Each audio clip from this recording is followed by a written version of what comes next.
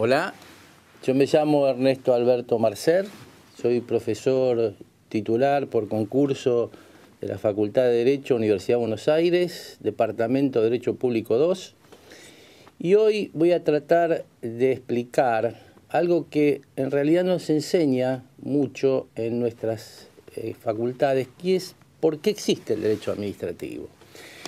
Un autor francés, Prosper Weil, sostenía que la existencia del derecho administrativo es casi milagrosa, y lo cual es cierto, porque el derecho administrativo es producto de unos hechos políticos.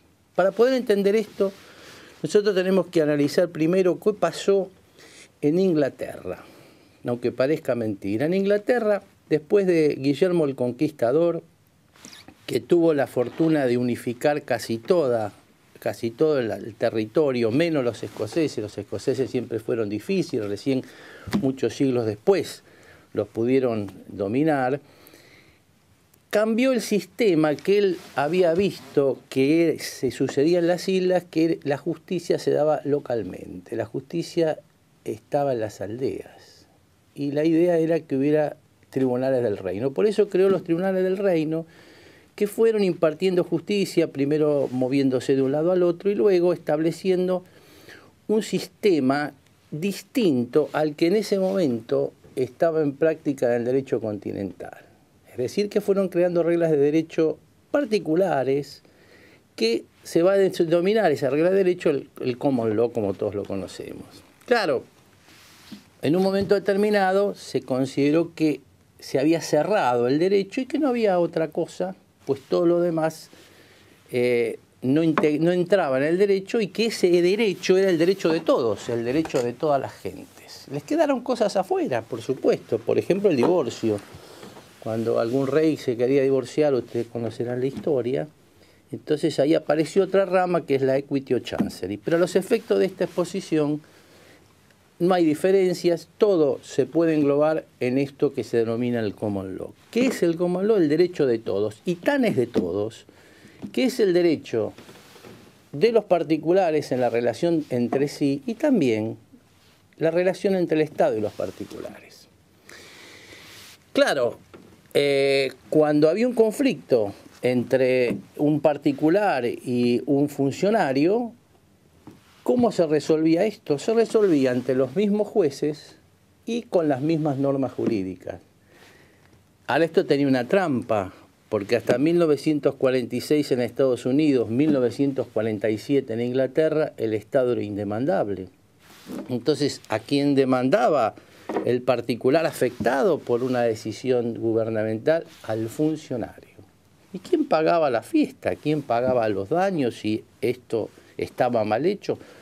Pues el funcionario. Este sistema que se fue generando así en el derecho anglosajón se denomina de unidad de jurisdicción, porque todos resolvemos nuestros conflictos ante los mismos tribunales. Solo los tribunales son los que resuelven los conflictos entre la administración y los particulares. Pero un sistema de unidad de normas, porque las normas que se aplican son las mismas. Esto fue cambiando un poquito con la intervención del Estado en la economía. Si uno estudia lo que se denomina el derecho administrativo norteamericano, va a ver que tiene muy pocas pautas comunes con el derecho administrativo que conocemos nosotros, porque básicamente es el derecho de las agencias, es el derecho de la regulación. Y yo doy siempre el mismo ejemplo.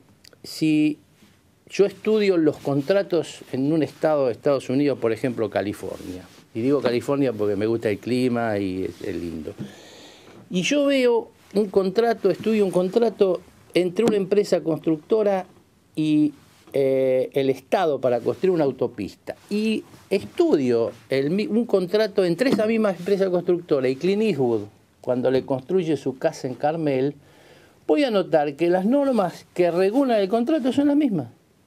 Por eso se habla de unidad de jurisdicción. ¿Hay algunas diferencias? No, lo tengo que aclarar. Por ejemplo, que Clint Eastwood contrata con la empresa que quiere, pero el Estado no, tiene reglas que le exigen que ya, por ejemplo, llamar a licitación pública cuando el contrato supera determinado monto. Y algunas otras cuestiones vinculadas con la extinción del contrato. Por ejemplo, la responsabilidad del Estado en ese caso no es igual que la de los particulares, sino que tiene un límite. Volvamos entonces a Inglaterra. Este sistema de unidad de jurisdicción y unidad de normas fue estudiado por el conocido Montesquieu. Montesquieu vio eso, vio que los jueces ingleses podían controlar a los funcionarios en sus actividades y elaboró, teorizó la famosa teoría de la división de poderes, de los frenos y contrapesos.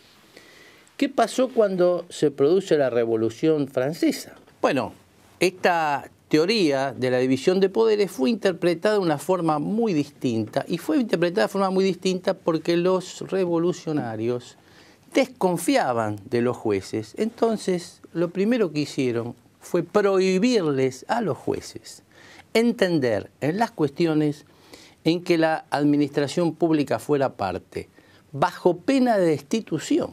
Quiere decir que el juez francés no podía conocer ni ninguna causa en la que el Estado fuera parte. Además tenían otros métodos que no es momento acá de explicar, pero creo que había en la plaza un elemento que cortaba cabeza y era más fácil. Pero esto, con la destitución parece que bastaba. Entonces, ¿quién resolvía los conflictos entre la administración y los particulares? Por ejemplo, un conflicto entre una persona y el ministro. ¿Quién resolvía el conflicto? El ministro. Ahora, claro, como estábamos entre ciudadanos probos y había igualdad, fraternidad y todo eso, entonces resolvía el ministro de acuerdo a derecho. No, esto por supuesto que no era así. Quiere decir que en ese momento la propia administración era la que resolvía los conflictos entre ella y un particular.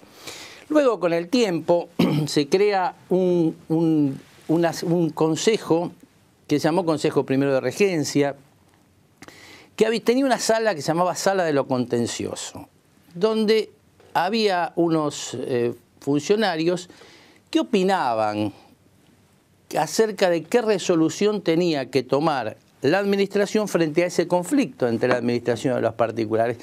Eran consejeros, eran, en términos vulgares, opineros. Opinaban. El ministro podía hacer lo que quisiera. Pero claro, con el tiempo se fue tomando una costumbre. ¿Qué costumbre? Y resolver de acuerdo al consejo del consejo. Entonces, cuando el consejo opinaba en favor del particular, el ministro tenía la costumbre de darle la razón al particular. Claro, con el tiempo, evidentemente pensaron, si nosotros, los que tenemos el poder, estamos siguiendo el consejo del consejo, vamos a delegarle las facultades que resuelvan, pero se las delegamos. Si no nos gusta mucho lo que resuelven, vamos a retomar esa competencia y les vamos a sacar esta posibilidad de resolver. Luego, con el tiempo, este consejo se plasma en la Constitución francesa como el único órgano que resuelve los conflictos entre la administración y los particulares.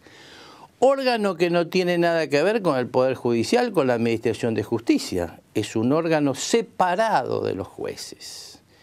Y claro, ¿qué pasó durante todo este tiempo cuando el Consejo solamente aconsejaba, cuando resolvía porque le permitían, porque le habían delegado la facultad, y hasta ahora, que es cuando resuelve por propia competencia?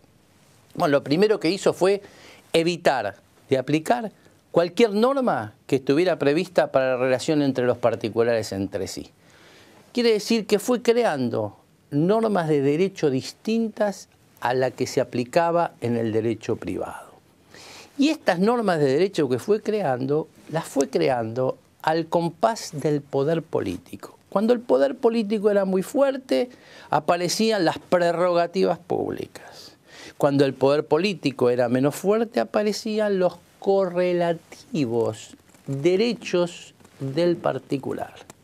Entonces así se fue conformando la teoría de la presunción de legitimidad y la ejecutoriedad del acto administrativo, por un lado como prerrogativa pública, y por otro lado ciertos beneficios que tiene el particular, por ejemplo la denominada cosa juzgada administrativa o estabilidad del acto administrativo, y en la parte contractual es donde más se ve. Por ejemplo, que el Estado se hace cargo, por ejemplo, el artículo 39 de nuestra Ley de Obras Públicas, del caso fortuito y la fuerza mayor. Es decir, que en un contrato administrativo regido por la Ley de Obras Públicas, si hay un caso fortuito de origen natural que lesiona los derechos del particular, por ejemplo, un maremoto, el Estado se va a hacer cargo de todos esos daños y perjuicios, cosa que no pasa en el sistema privado.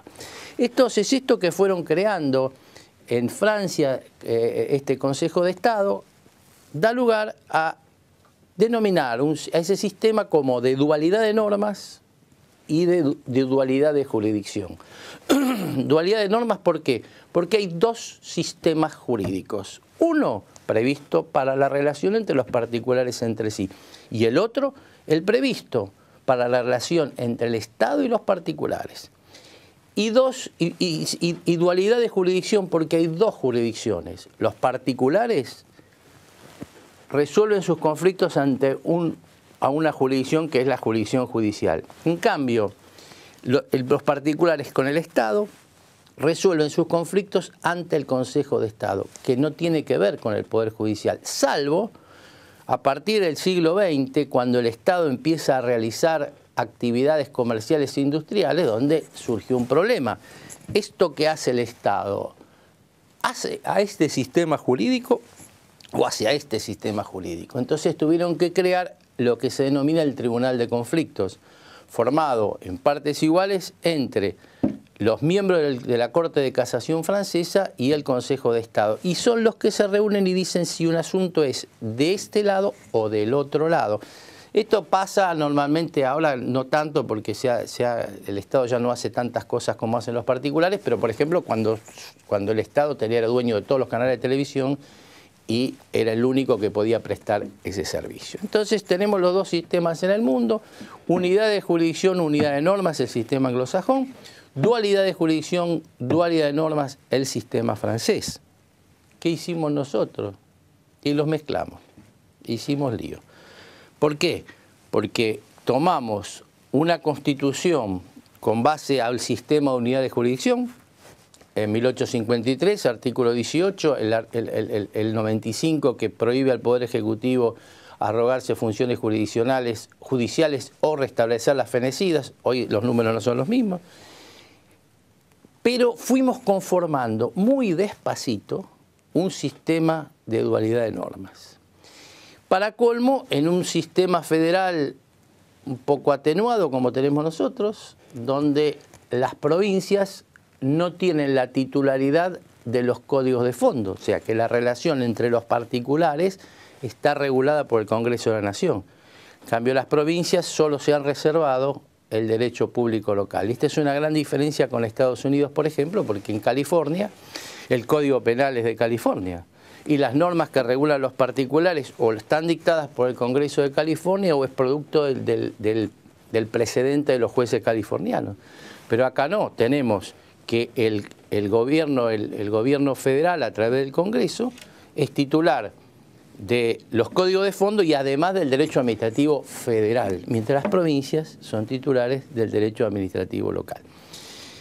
¿Cómo fue la evolución y dónde podemos nosotros ver esta concepción donde el sistema de dualidad de normas se plasma? Y para eso hay que ir un poco a lo que pasó con la demandabilidad estatal. Aunque parezca increíble, es en la demandabilidad estatal donde más se puede advertir cuando se produce esta conformación de un sistema de dualidad de normas. Situémonos 1863, estudio para la sanción de dos leyes que fueron la Ley 27 y la Ley 48. El proyecto de ley establecía la competencia de lo que se llamaban los jueces nacionales de sección. Estas normas están vigentes y hasta con ese nombre, pero se refiere a los jueces federales.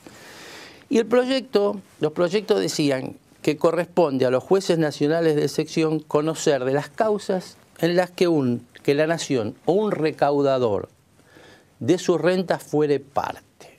Así fue el proyecto, y el que le interesa, Diario de Sesión de la Cámara de Diputados de 1863, viene la gran discusión. Unos decían, está muy bien que la norma establezca que los jueces puedan entender en estas causas, y otros decían, no, acá le falta algo. La norma tiene que decir, cuando la nación o un recaudador de sus rentas fuere parte actora. ¿Por qué actora? Y porque decían, ¿cómo vamos a pensar que el Estado pueda ser demandado? Si en Estados Unidos no se puede demandar al Estado, el rey no puede errar, entonces el Estado es indemandable. Bueno, que sí, que no, que sí, que no, ¿qué hicieron? Y están los diarios de sesiones, que lo resuelva la Corte. Dejaron la norma o un recaudador de sus rentas fuera parte, no pusieron actora y que la Corte lo resuelva. Y la Corte en 1864, en el primer caso, que se llama Baix-Stokes, resuelve, pero no resuelve esto. Trató el juicio como cualquier otro juicio, dio traslado a la demanda, siguió. Entonces, si yo hubiera sido un jurista que estaba estudiando esto en esa época, hubiera dicho, entonces en la Argentina, en 1864, el Estado es demandable. Perfecto. Ahora sucede que en el mismo año, en un caso Vicente Sesti Seguich, cuando se inicia la demanda, la Corte dice, mire, acá no es. ¿Usted no sabe que el Estado en virtud de su soberanía es indemandable? No, nosotros no podemos entender en esto. Tiene que ir al Congreso porque es el encargado de la renta pública. Y dijeron algo que hoy los jueces todavía usan cuando quieren resolver algo en forma contraria a lo que vienen sosteniendo toda su vida, y es, aquel caso lo resolvimos por las particulares circunstancias de la causa, que nunca se explica cuáles son. Bien, yo como jurista en esa época digo, bueno, pero entonces el Estado parece que no es demandable. Vamos a esperar uno más. Y sí, llegó un año después, 1865, Juan Carlos Gómez con La Nación. ¿Qué dijo la Corte? Pero nosotros ya lo dijimos, acá no es. El Estado es indemandable. Vaya allá al Congreso o donde sea, pero acá no es. Entonces, ¿qué pasaba? La gente tenía que ir al Congreso para reclamar por sus derechos. Y acá no importaba, fíjense en esa época, si era por cuestiones de derecho privado o derecho público. No importaba si el conflicto hubiera sido que el carruaje del ministro atropelló al carruaje del ciudadano Marcel y le mató al equino, y entonces Marcel viene a reclamar por la muerte de su equino, cuestión que en principio estaría regido por la norma común, o porque le incautaron 400 bovinos y se los llevaron para la campaña del desierto. Estaba todo en la misma bolsa. ¿Quién resolvía? El Congreso. A veces el Congreso decía, no, esto que lo resuelva el Poder Ejecutivo. Fíjese qué coincidencia con Francia. Y cuando resolvía el Congreso, dictaba leyes. Entonces dictaba una ley que decía, artículo primero, reconócese al ciudadano Marcel la indemnización por la muerte de su equino ocurrida tal día, tal hora. Claro, esto era mucho trabajo para los legisladores que estaban en otras cosas, estaban con los códigos. ¿Y qué es lo que se inventó? Algo ahí alrededor de 1880 y duró 20 años, la venia legislativa. Para demandar al Estado había que pedirle permiso. Se le pedía permiso y el Congreso dictaba una ley autorizando al ciudadano a demandar al Estado. Y acá también, durante 20 años, no importa la razón que fuere. Pero esto es así hasta el año 1900. En el año 1900 se dicta una ley que a estos efectos es muy importante, que es la Ley 3.952. Es una ley dirigida a los jueces nacionales de sección, recordemos que solo soy jueces federales, y decía que los jueces nacionales de sección conocerán de las demandas que se deduzcan contra la nación en su carácter de persona jurídica. En su carácter de persona jurídica. Y decía, pero no podrán darles curso a las demandas si no se acredita una reclamación ante el Poder Ejecutivo, su denegatoria o un pronto despacho. Lo importante es esto de su carácter de persona jurídica. ¿Qué quiere decir? Que este sistema solo era viable cuando la demanda contra el Estado se basaba en las normas de fondo, de los códigos de fondo. Por ejemplo, el accidente de tránsito. En aquellas cuestiones que el Estado había actuado como un particular y no como poder público. ¿Y qué pasaba con las otras situaciones? en las que el Estado actuaba como poder público, todavía se requería la venia legislativa. Y así fue durante casi 30 años, hasta la ley 11.634, que se modifica el artículo primero de la 3.952 y se dice en su carácter de persona jurídica o como persona de derecho público. Fíjense que durante 30 y pico de años estaban claros los sistemas de dualidad de normas y acá pareciera que se fueran a unificar. Pero esto no fue así. ¿Por qué? Porque empiezan a dictarse normas dirigidas a esta parte del derecho, a esta parte del derecho distinto del derecho privado. Dos normas importantes, decreto 7520 de 1944, que establece un recurso jerárquico contra actos administrativos. ¿Qué quiere decir? Que cuando el Estado dictaba actos y actuaba como poder público, había una vía distinta, optativa para el particular, que era interponer este recurso jerárquico y después demandar judicialmente. Y otro decreto todavía vigente, el 28211 de 1944, que establece la prohibición para los funcionarios federales de reconocer en sede administrativa la responsabilidad extracontractual del Estado, diciendo que la asunción de la responsabilidad y el monto de la condena debe estar exclusivamente en manos de los jueces. Fíjense que ahí estamos en presencia de la responsabilidad del Estado extracontractual, básicamente del derecho privado. Esto cambia en el año 1972 con la ley 19.549, donde ahí ya se empieza a clarificar el sistema. Mientras tanto, se fueron dictando normas de carácter administrativo muy claras. Por ejemplo, la primera ley de obras públicas, la segunda ley de obras públicas, la ley de contabilidad que establecía pautas para la contratación administrativa, etcétera, etcétera, etcétera, donde se van pergeñando dos sistemas totalmente distintos, con reglas totalmente distintas, y este es el derecho administrativo. En las provincias la situación fue resuelta mucho antes. La provincia de Buenos Aires, ya en las dos constituciones del siglo XIX, tenía una previsión sobre la competencia de la Suprema Corte de Justicia en un texto que en las tres constituciones, y estoy nombrando también la Constitución de 1934, en esa última el texto es el artículo 149, inciso tercero, que establecía la competencia de la Suprema Corte. La Suprema Corte entenderá y en el inciso tercero decía: conoce en instancia única y juicio pleno de las causas contencioso-administrativas, previa reclamación del derecho controvertido ante la autoridad administrativa y su denegación o retardación. Fíjense, en el siglo XIX, en la provincia de Buenos Aires, estaba claro que, 1, el Estado era demandable. 2, que había una demanda especial con requisitos especiales de admisibilidad, que era la llamada demanda contencioso-administrativa, que iba a ser resuelta por la Suprema Corte en instancia única y juicio pleno, y le establecía la Constitución requisitos especiales de admisibilidad de la demanda, es decir, que para poder demandar tenía que ser algo previamente. ¿Qué es eso previo que tenía que hacer? Reclamar a la autoridad administrativa y que la autoridad administrativa denegara ese reclamo, o que se produjera lo que se llama retardación, que es simplemente lo que en el derecho federal se denomina la denegación por silencio. Esto de la causa contencioso administrativa es la primera pauta, estamos hablando del siglo XIX, donde se plasma con claridad este sistema de dualidad de normas. ¿Por qué? Porque en ese sistema la Constitución decía que para demandar en estas cuestiones, que son de derecho administrativo, que no son de acá, usted tiene requisitos especiales previos de admisibilidad. ¿Qué debía darse para considerar que esta causa era de acá y no del otro derecho? Dos cosas, lo que se llama el doble grado de normatividad administrativa.